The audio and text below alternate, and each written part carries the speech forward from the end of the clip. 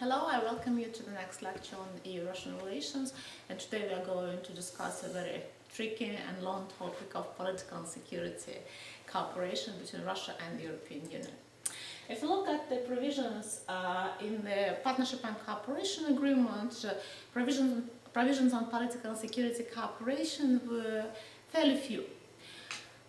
Firstly, the Partnership and Cooperation Agreement proclaimed Russia and the European Union to be strategic partners. The notion of strategic partnership, in fact, is not very clear. Both the European Union and Russia use it on various occasions for different cases, and it's true that it's a way to emphasize the need to cooperate. But what exactly that means remains to be discussed. And then the Partnership and Cooperation Agreement also covered the topics of political cooperation and security cooperation. Three topics were outlined: development of EU-Russian relations per se, cooperation on international problems, and dialogue on human rights and democracy. And on top of that, the Partnership and Cooperation Agreement defined the forms which cooperation can take. And these are joint decisions, joint peacekeeping, and cooperation in various international commissions, organizations, committees, international agreements. So let's look at each of the three topics of cooperation one by one, starting with development of EU-Russian relations. When we talk about development of EU-Russian relations, we first of all have to talk about Russian perception of European and global arrangements. And one of the most important features of Russian official position is that Russia feels that it is not properly integrated into the current Western mechanisms, into the current security system as designed by the West. And this is a perception. It can be discussed, and can be discussed how much has been done for Russia, but this is the in-rooted perception which you have to take into account.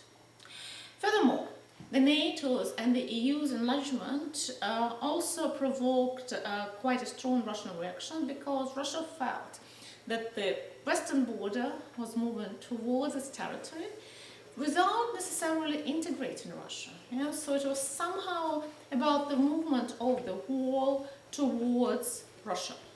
Thirdly, Western promotion of changes in Russia, rather than integration of Russia as it was in the process of transformation, also provoked some reaction of Russia. Then the fourth issue which has to be taken into account is this feeling of superiority, normative superiority and political superiority, which is frequently promoted by the West and which in fact annoys Russia, annoys Russian leadership to quite a big extent. And lastly, of course, Russia has always made a link between the European Union and NATO, believing, due to the importance of security arrangements, that the NATO was more important than the European Union. But then it actually turned out that quite a huge part of Russian relations are with the European Union. And therefore, when the day of enlargement was approaching, as the day of enlargement of 2004 enlargement was approaching, Russia soon discovered that it actually had to negotiate quite a lot of issues with the European Union, mostly in the economic domain, but also in the field of politics and security. There were numerous signals from Russia that the arrangements that were in place did not satisfy Russia. One of the first signals came from Andrei Kosovo, who was believed to be the most pro-Western Minister of Foreign Affairs, as early as in 1993, when he made his famous speech basically outlining the limits of the Western expansion without taking into account the position of Russia. And then, of course, a very powerful signal which was finally heard was the Munich speech of Mr. Putin in 2007. The speech which conveyed disappointment with the lack of Russia's integration, with the lack of attention to the Russian position. These are very important signals that in fact shaped cooperation, political and security cooperation between Russia and the European Union. When we speak about political and security cooperation between Russia and the European Union, we frequently discuss shared principles. And there are several shared principles that are frequently put forward, and let's go very quickly and cover each of them. Starting with the principle of equality. Equality is something that is very important for Russian foreign policy, for Russian foreign policy thinking. If there is one word that we need to characterize Russian foreign policy thinking, that's equality. Russia wants to be equal to major powers in the world. The European Union recognizes equality, but it's not an issue as such for the European Union. Furthermore, the second principle that is frequently put forward is the principle of adherence to common values. Again, both parties agree with that, but there is a question, and the question is whether Russia still has to do its homework, whether Russia has achieved the necessary level of protection of these common values and therefore can be recognized as an equal player, as an equal to the European Union. Furthermore, what Russia has always stressed is also that, yes, we adhere to common values, but at the same time we don't interfere in domestic affairs of each other. Yeah? Thirdly, the third principle is the principle of multilateralism on the basis of the international law and the United Nations principles. Again, both parties agree, but at the same time, there is a difference because for the European Union, the issue is that, yes, there is multilateralism. Multilateralism is about a place at the table where decision-making takes place. For Russia, multilateralism is more about its right to impose its point of view or to block the decision which Russia is not satisfied with. Yeah? There is a difference. It might be small, but it's very pronounced. Furthermore, the fourth principle is partnership oriented towards results. And here again, there is a difference between Russian emphasis on formal aspects of cooperation and the EU's emphasis on the substance. There is a principle of peaceful methods of resolution of international conflicts, and again, both parties agree with that, but then they diverge on the question of how much they can intervene in domestic affairs of the country in question. There is a principle of strengthening preventive diplomacy, including non-proliferation. Yeah, both parties agree.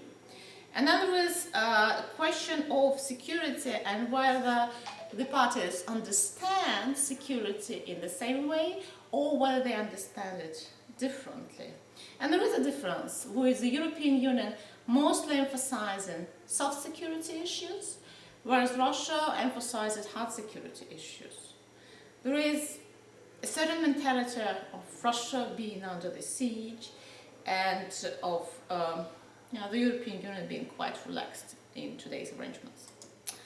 Political security dialogue, in fact, started as early as in 1997 when the Partnership and Cooperation Agreement entered into force and relevant provisions were put in place. But initially, Russia and the European Union tested the existing arrangements, trying to figure out what they can do out of them. They also improved some institutions, like regular meetings between the Minister of Foreign Affairs of Russia on the one hand and Troika ministers on the other hand, between the Russian Minister of Foreign Affairs on the one hand and Ministers of Foreign Affairs of all, now 28 member states of the European Union on the other hand. There are also regular meetings between Ministers of Foreign Affairs of Russia, the European Union and the United States when it comes to security issues. There are regular consultations between political directors of Russia and Troika, Russia and Trio of the European Union. Russia and 28 member states were put in place. Yeah? Political directors are senior officials in the relevant ministers of foreign affairs. And then, of course, there are regular meetings of the head of the Russian mission in Brussels with the Political and Security Committee in Brussels. 1999 had a tremendous impact on EU-Russian relations and when it comes to political and security relations, because firstly, the European security and defense policy was launched, and Russia had high expectations about it, and we'll look what exact expectations Russia had about it. And secondly, because in 1999, Kosovo emerged in the international agenda. Not that it emerged in the international agenda, but actually the strike of Serbia against Serbia and the vicious deconstruction of the Milosevic regime took place, which in fact surprised Russia and which of course went against what Russia felt legitimate and correct in international relations, not to talk about the fact that Russia was not consulted properly on the fate of a partner, of its erstwhile partner. In the year 2000, following the arrival of Mr. Putin to the Kremlin, Russia and the European Union concluded a Paris Declaration on Political and Security Cooperation, which in fact enlarged the scope of relevant provisions of the Partnership and Cooperation Agreement. And in the year 2002, Russia and the European Union also concluded an action plan in the field of the European security and defense policy. What did Russia expect from the European security and defense policy? Well, many things. Firstly, Russia thought that the European security and defense policy was an avenue through which it could enhance its position and capabilities as a security actor of the first rank. So Russia, in fact, always had this sort of like triangle mentality, and Russia thought that the European Union as a major player would help Russia balance the United States. Russia wanted the European security and defense policy to be clearly defined in terms of the geographical scope, as well as in terms of the range of different operations. Russia wanted the European security and defense policy to be tied to the United Nations arrangements, to counterbalance the United States, and to have a mutual no-surprise policy. Sort of like Russia does not surprise the European Union with something unexpected, and the European Union does not surprise Russia. And joint peacekeeping was also in the agenda of Russia. However, it soon turned out that the European security and defense policy didn't stand up to its expectations because of the numerous feuds between the European Union on the one hand and Turkey as a NATO member on the other hand, which prevented the use of the NATO resources or postponed, in fact, the agreement on the use of the NATO resources. The reactions to the 9/11 were fairly national, and that also challenged the European security and defense policy. There was a lack of institutional progress, as well as a lack of progress in terms of the capabilities commitment.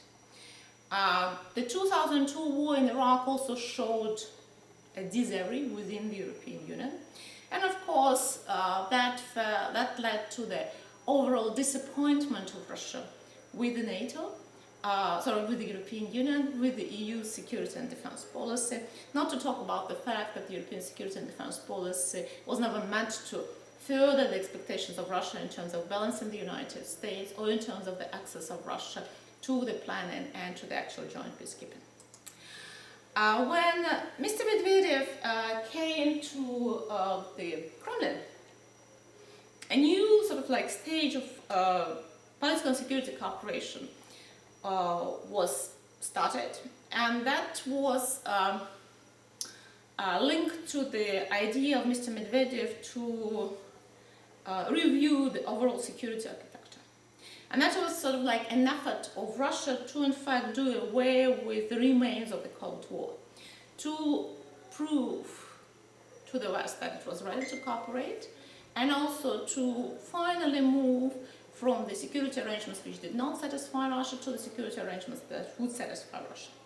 So the initiatives were presented in June 2008, and in essence Medvedev suggested a new type of arrangement that would respect sovereignty and territorial integrity, that would be based on the non-application of force and violence, that would guarantee equal security for all, and that would also guarantee that no country will increase its security provisions at the expense of others. Medvedev's proposal was also took into consideration arms control. The proposal was further developed in 2009 when a new draft treaty was prepared on the basis of this proposal. This draft treaty contained principles and suggested such instruments as information exchange, right to information, and and setting up consultative structures of different kinds to sort of consult, to exchange opinions on various issues. And that was also without any prejudice to the United Nations, as it was put forward. The European Union largely ignored Russian initiative. On the 5th of June 2010, Russia and the European Union tried to set up some bilateral arrangements, and that was on the initiative of Russia and Germany. The so-called Meseberg initiatives presupposed an EU-Russian Committee on Foreign Policy and Security as a mechanism for security cooperation and for better integration of Russia in European security structures. And Transnistria was put forward as a pilot project. However, there was a difference between Russian position and the EU's position, in the sense that the EU viewed Transnistria and the resolution of the Transnistrian conflict as a precondition for further political and security cooperation, whereas Russia saw it as a pilot project for something that would already be set up. There were some further consultations between France, Germany, and Russia in that very year, but they didn't progress any further. So, in that sense, these efforts of Russia being integrated, to integrate Russia into overall security arrangements fell. Recently, we had more of the criticism about Russian intervention in the EU's domestic affairs, and this is due to two different tendencies. One is Russian contact with the populist parties, with the extreme right and left parties in the European Union, and the dialogue between them involves various issues: European integration, liberalism, protectionist agenda, traditional values that Russia portrays also appeal to populist parties, as well as the notion of strong leadership. And then on the other hand, Russia is accused of forging a hybrid war against the European Union in terms of fake news, in terms of cyber threats, and in terms of allegedly poisoning people in the EU's territory.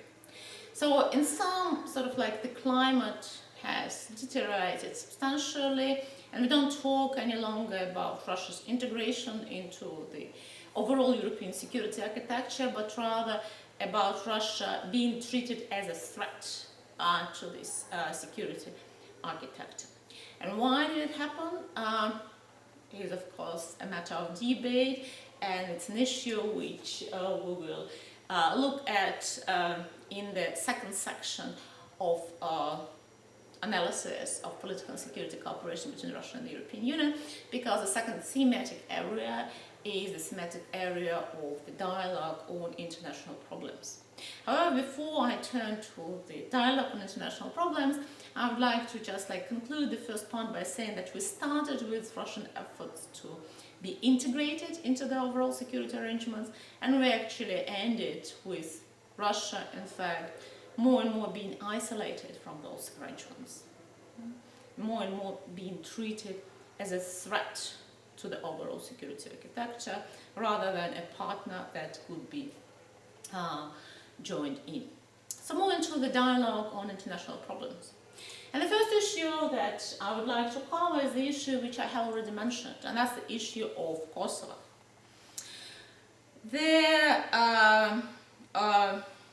Well, the case of Kosovo is very important for EU-Russian relations for several reasons. Well, first of all, the attack on Serbia, which led to first autonomy of Kosovo and eventual independence of Kosovo in 2008, surprised Russia by its violence and by the strength, sort of like, of this attack. Furthermore, Russia has always put forward a very traditional view on international relations in terms of non-intervention, and in terms of the respect for sovereignty and sovereign right of the countries in question to do whatever they feel like in their territory. Moreover, Russia, of course, has a very long history of relations with Serbia, and there are close links, close cultural links, close historical links between the countries. Several issues are important in the case of Kosovo. Well, one is sovereignty, which Russia defends, versus the defense of human rights and the responsibility to protect, promoted by the European Union. Secondly, it's an issue of non-interference on the one hand, and responsibility to protect on the other hand. And third is the issue of territorial integrity on the one hand, promoted by Russia, and unilateral secession, which was supported by the West on the other hand. And this is a very important case because Russia will be referring to the case of Kosovo further on, especially in the case of the conflict between Russia and Georgia that led to the secession of South Ossetia and Abkhazia, and in the case of Crimea. In a sense that Russia has always put forward the point that if you recognize the right of Kosovo to independence, then you have to do the same for South Ossetia and Abkhazia and for Crimea to be consistent. But it's also about the point of equality for Russia, in the sense that if the West can do that in Kosovo, then Russia had a challenge, an ambition to do a very same thing in some post-Soviet countries, in some countries that surround Russia. Of course, keeping that in mind, we also have to understand that Russia never recognized Kosovo. So in a way, both Russia and Europe and the West try to sit on both chairs. Russia does not recognize Kosovo, but refers to it as an example to justify South Ossetia and Abkhazia and Crimea. And the West does overall recognize Kosovo, with some exceptions of EU member states, but at the same time has a difficulty projecting the very same logics on Georgia or Ukraine. The second issue of cooperation between Russia and the European Union is joint peacekeeping. And remember that the joint peacekeeping was an issue for Russia from the very beginning. And the first joint peacekeeping operation was a police mission that took place in 2002 in Bosnia and Herzegovina. It was a huge police mission of the European Union, and Russia contributed 4 police officers out of about 800. That was, of course, not so much about Russian contribution and the size of Russian contribution. It was rather about the fact that Russia wanted to test the practical arrangements, test the practicalities of how well they will be cooperating with Brussels. And Russia turned out to be completely disappointed, because in fact Russia didn't have any say in what concerns the design of the operation, the structure of the operation, and the resources. Russia was just asked to contribute resources, and that led to the disillusionment in potential cooperation with the European Union. At the same time, that didn't stop cooperation, because Russia also cooperated with the European Union on the issue of Chad, in Chad peacekeeping operation, which is a military peacekeeping operation. And initially Russia had a difficulty agreeing with the EU's arrangements, but then Russia did contribute quite a lot, including airlift capacities, mobile hospital, and engineers. So that was quite a lot actually, and that actually contributed resources that the European Union lacked at the time. Another problem with peacekeeping operations, of course, a region where it takes place.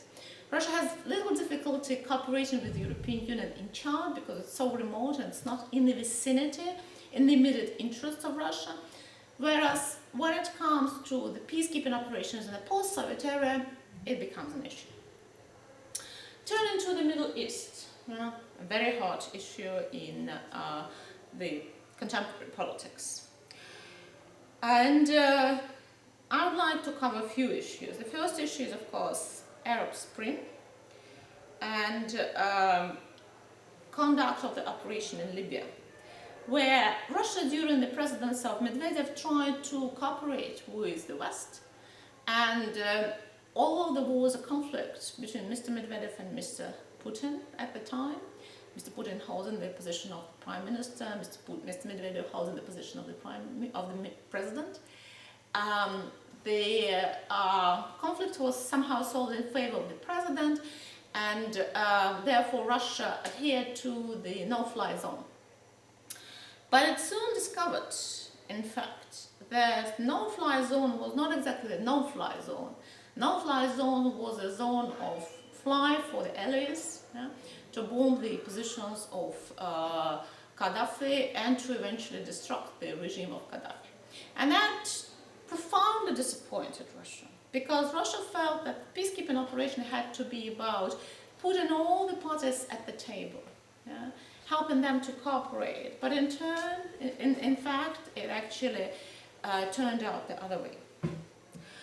Iran, another area of very close cooperation between Russia and the European Union, and this is where a profound cooperation was really reached, with the European Union even representing a position of Russia at some point as a collective negotiator with Iran. And then, of course, the deal which was concluded was pretty much due to the efforts of Russia. And Russia and the European Union at present are in fact on the same side when it comes to the maintenance of this deal. Syria, another case in the wider Middle East, where Russia and the European Union on the one hand have convergent interests in terms of stability, security and peace, and on the other hand diverge a lot.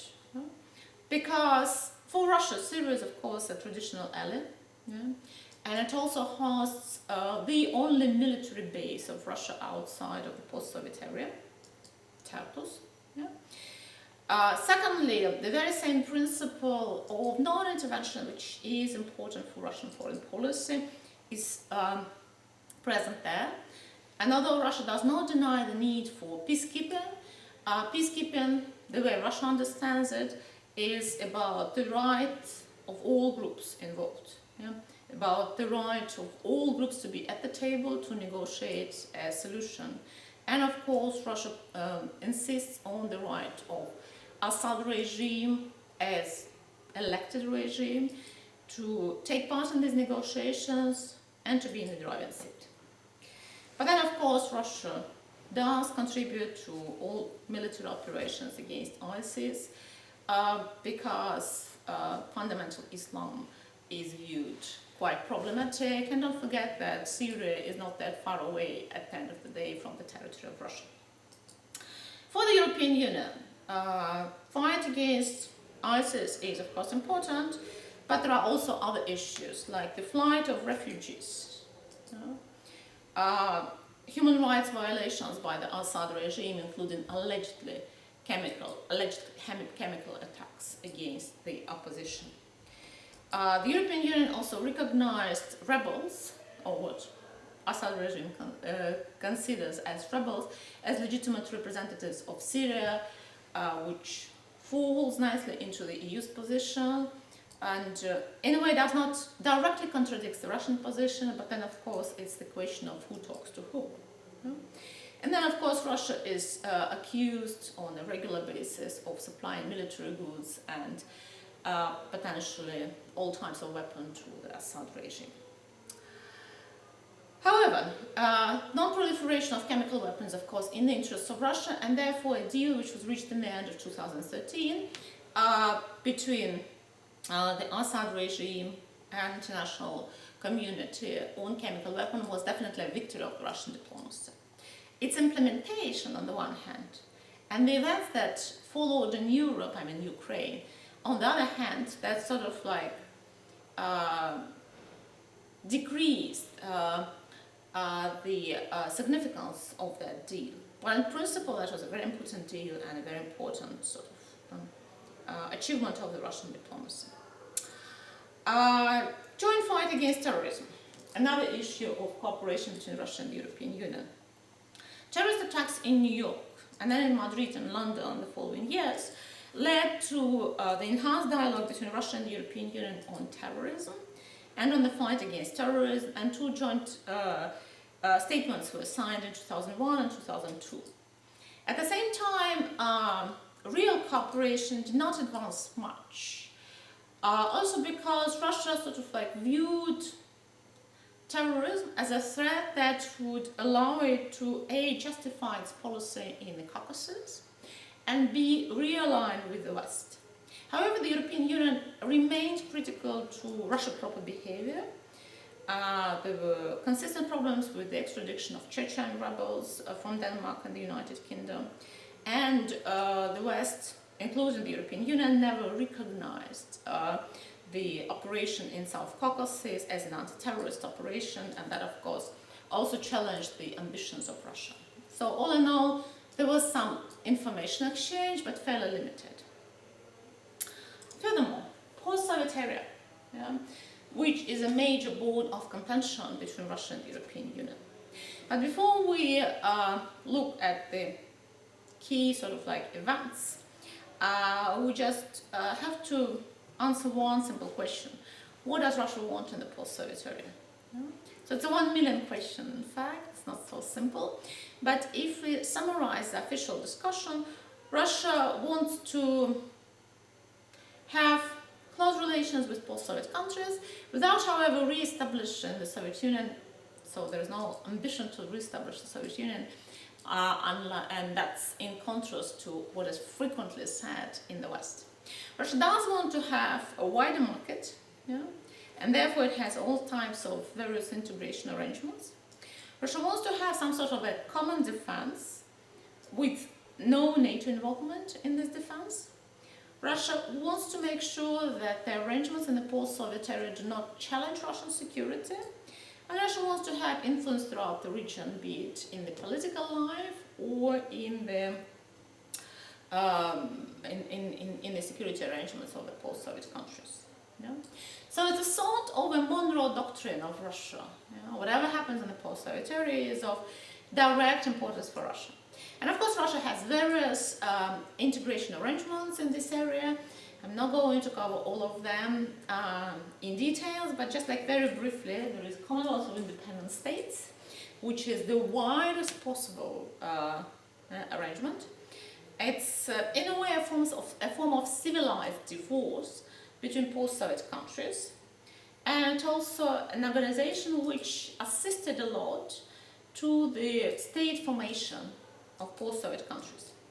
There's a custom union between Russia, Belarus, Kazakhstan, Kyrgyzstan, which was later joined by Tajikistan and Uzbekistan to form Eurasian. There is a single economic space between Belarus, Kazakhstan, Russia and Ukraine. The agreement was signed in 2003. And of course there is a union of Russia and Belarus established in 1996. But of course the most salient organization and the most well-known organization, the most powerful international integrational arrangement in the post-Soviet area is the Eurasian Economic Union. The Eurasian Economic Union was established as a result of several steps. Firstly, in 2012, single economic space was established out of the custom union of Russia, Kazakhstan and Belarus.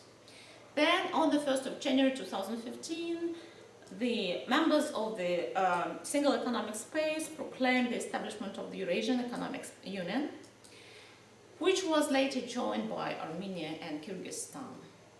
So the Eurasian Economic Union has supranational institutions in the form of the Eurasian Economic Commission in Moscow and the Eurasian Court in Minsk.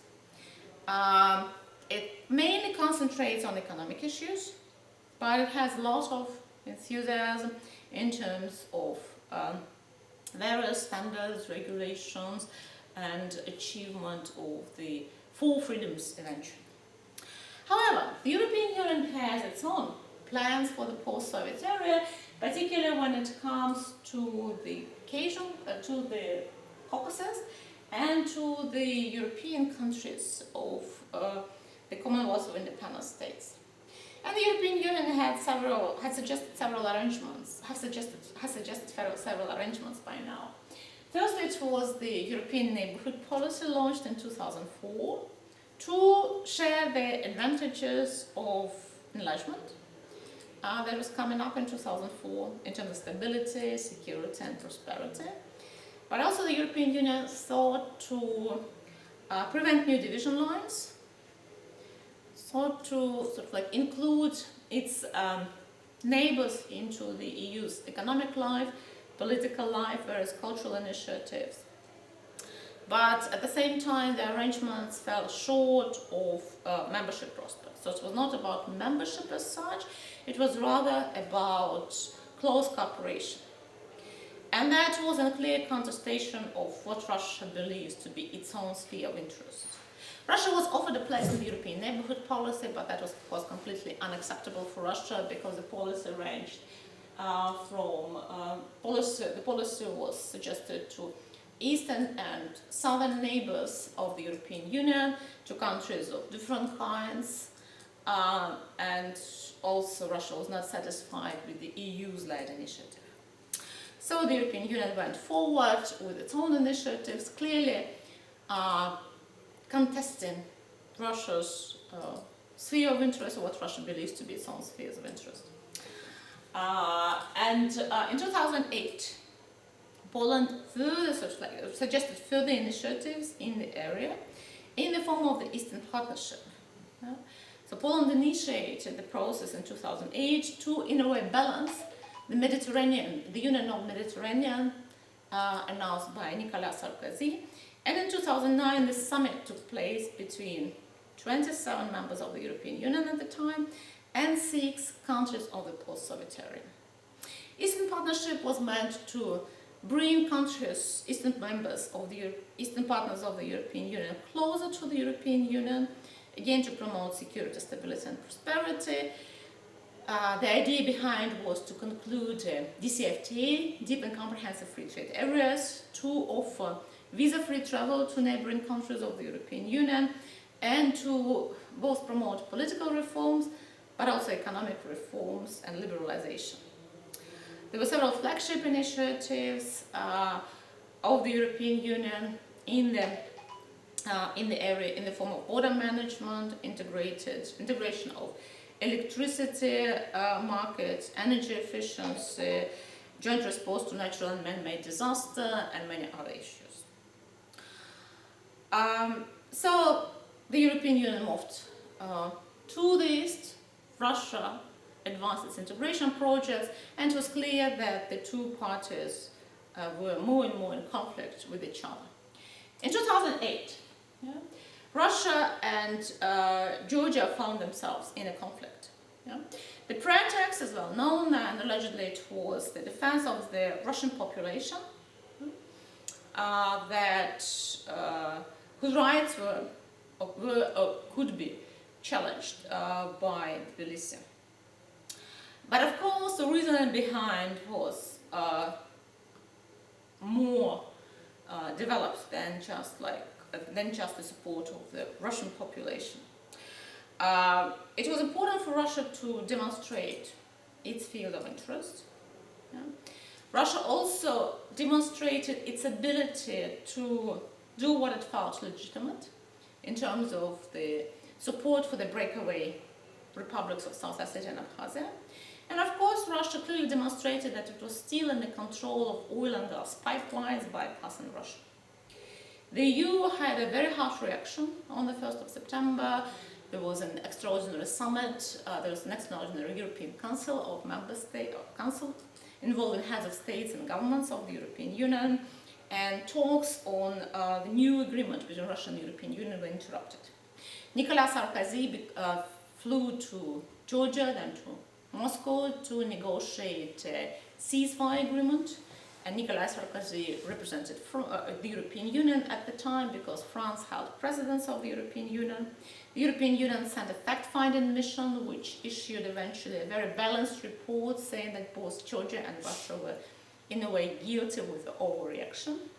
The European Union put a civilian monitoring mission and tried to contribute to some dialogue, but as we know, the conflict is frozen. The next point of confrontation happened, of course, in Ukraine in 2014. But the events that I described in terms of the contestation of the post-Soviet area somehow led to that. A mantle erupted in February 2014 when the elected president of Ukraine was ousted or fled Kiev, and eventually a change of the regime happened. And what happened in Ukraine in 2014 was conceptualized differently in Russia and the European Union. To cut a very long story short, the European Union conceptualized it as democratic revolution, whereas for Russia it was more a coup d'etat. With the upheaval of the government, elected constitutionally, when a new round of presidential elections was already agreed. But it also diverged on what happened in Crimea, with Russia saying that it was an expression of the free will of people at the referendum, that chose a historical justice, and that Kosovo precedent in fact justified Crimea, and the European Union and the collective West in general saying that that was an annexation, a violation of the territorial integrity of Ukraine, and eventually a violation of all international principles. And lastly, the parties in fact diverged on the presence of Russian troops in eastern Ukraine. Russia has always claimed that it didn't have regular troops, but it had Russian volunteers. And Russia, of course, supported the paramilitary organizations in eastern Ukraine, branding them as freedom fighters, whereas the West supported the official position of Ukraine, saying that these are rebels, supported by Russia, and therefore Russia in fact further challenges territorial integrity of Ukraine.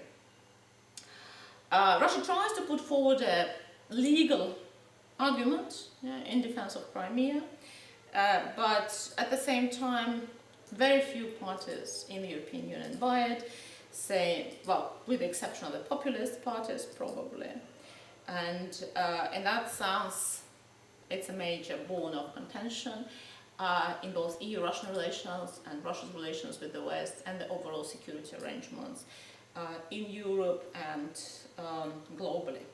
We also have to recognize that in this situation the position of Russia seems to be attractive to very few players, relatively marginal players, both inside the European Union and globally.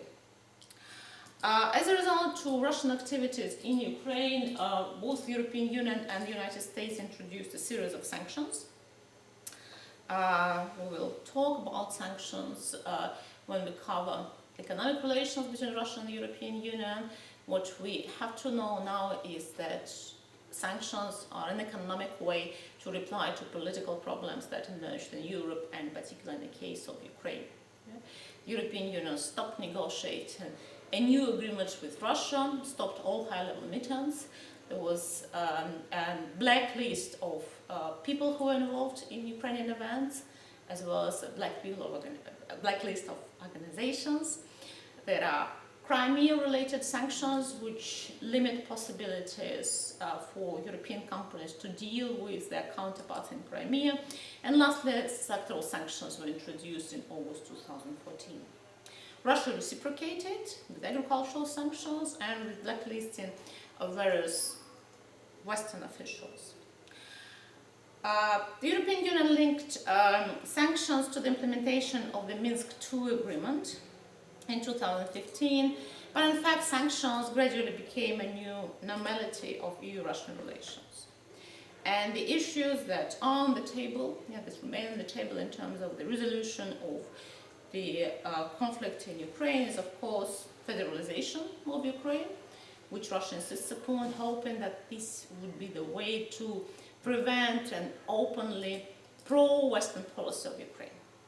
Russia insists on neutrality, and of course, border control, on neutrality of Ukraine, and of course, border control between Eastern Ukraine and Russia is a major issue. The Minsk agreements are read differently by both parties, and Russia does not believe itself to be a party in the conflict, undermining the very link between sanctions on the one hand and the implementation of the Minsk agreement on the other hand. But at the same time, both parties agree that there is a need to proper ceasefire in Ukraine, that there is a need for economic and social reconstruction of Ukraine, especially Eastern Ukraine. And of course, the whole issue of Ukraine is tied in the overall security arrangements in Europe and globally, and the role of Russia in those arrangements.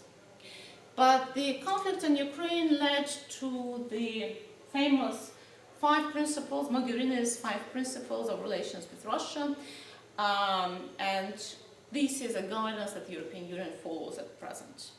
Firstly, it's the full implementation of the Minsk agreement.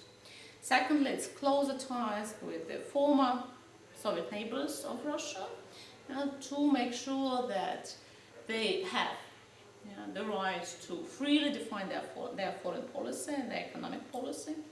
Third is resilience of the European Union to Russian threats. So Russia is mostly believed as a threat.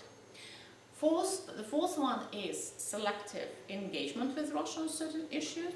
And last but not least, it's the support of people-to-people contacts, support of the dialogue between civil societies to still maintain contacts between Russia and the European Union.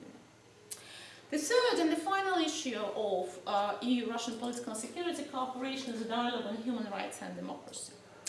And dialogue on human rights and democracy was in the agenda of EU-Russia relations from the very beginning. It was outlined already in the Partnership and Cooperation Agreement, but Russia never particularly liked it, saying that this is a way for the European Union to talk upside down to Russia.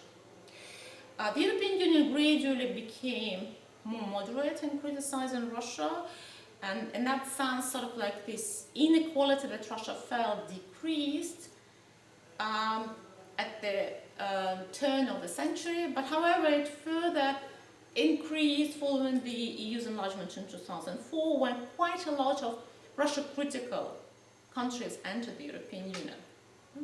And when they started pushing like human rights agenda and democracy in the EU's dialogue with Russia to discipline Russia, but at the same time to show a clear border between them on the one hand and Russia on the other hand.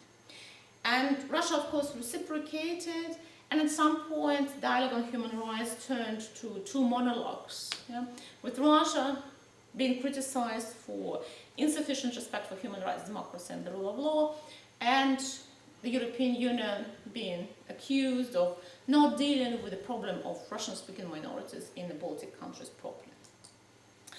The presidency of Medvedev, in fact, moderated criticism. There were quite a lot of expectations linked to the presidency of Medvedev.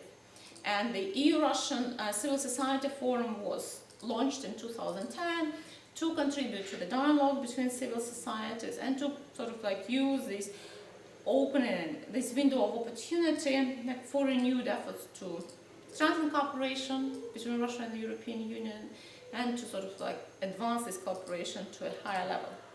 However, Putin's re-elections in 2012 intensified the criticism. And there were, of course, no doubts, quite a lot of pretexts for that criticism.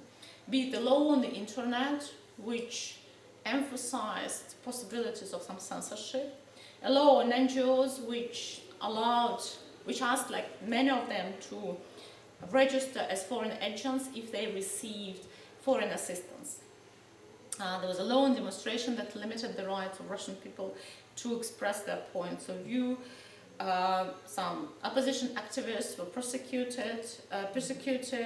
There was a famous Magnitsky case when a lawyer died, and that led lawyer died in prison, and that led to the reaction, to the overall reaction of the West that Russia in fact used prisons to again suppress opposition points of views. And of course there was a very famous case of Pussy Riot with 4 girls performing a song in the church when Russia overreacted to it and actually sending 2 of them, the 2 that were caught, to prison. So all in all, Russia faced an increased criticism of the European Union in the domain of human rights, democracy and the rule of law. But in contrast to the position of the 1990s, Russia in fact adopted a very active response line, saying that, well, actually the European Union cannot say that it's superior, that actually the European Union has to do its homework as well. And therefore Russia started publishing reports on human rights in the European Union. At least 3 reports were published in 2011, 2012 and 2014. They covered the situation in the European Union, in various member states. The reports were discussed in the State Duma, and the point that Russia put forward was that, well, look, you have to sort out things in your house as well. You are not just superior, you have problems like us. So let's have a dialogue on human rights, democracy and the rule of law. But on top of that, Russia in fact voiced some values that were not necessarily in the EU's catalogue, but that Russia saw as a substantial part of its identity. These are conservative values, meaning family values in particular. These are about values of economic and social protection of people, rights of the group, in contrast to the rights of the individual, like in the case of Pussy Riot, where Russia was talking about the rights of all churchgoers, religious believers, as opposed to the individual rights of self-expression. Russia talked about the respect for history and the fight against fascism as important values to defend. So Russia was basically doing 2 things in those human rights reports: criticizing the European Union. And I do have a very long catalogue of what Russia criticized the European Union for on this slide, ranging from xenophobia and racism all the way to the lack of international control for respect for human rights, democracy and the rule of law. The point was, look, the European Union, you're not perfect, you have to do your homework, the dialogue is more equal, so let's just talk instead of just like you unilaterally criticizing us, and look at some values that you don't take into consideration and take them into consideration. That of course didn't lead to any consensus. If anything, it just like exacerbated the problem of dialogue, of political relations between Russia and the European Union. And today's relations are virtually non-existent, with occasional crisis management when it comes to the Middle East, but with a lack of any medium-term vision of how to advance political and security relations between Russia and the European Union. The key to the resolution is definitely in Ukraine, but it remains to be seen whether Ukraine will be the first step or whether the overhaul of the security arrangements in Europe and globally is needed, with Ukraine resolution then being enabled by this overhaul. And with this I end our long lecture on political and security cooperation. I hope it was interesting. It just like gave you a very good introduction to various issues that are on the table. And I will say goodbye at this point, and I will welcome you to our new lectures.